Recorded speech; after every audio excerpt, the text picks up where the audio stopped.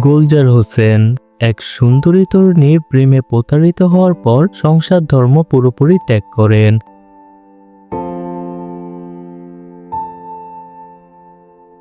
তিনি জীবনের জন্য প্রতিজ্ঞা করেন যে আর কোনো নারীকে ভালোবাসবেন না এবং কখনো সংসার বন্ধনে আবদ্ধ হবেন না। প্রায় ৮০ বছর বয়সেও তিনি সেই প্রতিজ্ঞায় অটুট। তিনি এখন একা এবং সাদামাটা জীবন যাপন করছেন। যে বয়সে মানুষ ভবিষ্যতের স্বপ্ন দেখে, সেই বয়সেই তিনি জীবনের সমস্ত স্বপ্ন হারিয়ে ফেলেন। তিনি জানান ভালোবাসার মানুষটি তাকে ছেড়ে তার এক ঘনিষ্ঠ বন্ধুর সঙ্গে চলে যান। একটি চিঠির উত্তর অন্য কেউ দেওয়ায় তিনি নিশ্চিত হন যে তিনি প্রতারিত হয়েছেন, যার ফলে জীবনের প্রতি ও নারীর প্রতি তার সমস্ত বিশ্বাস ভেঙে যায়।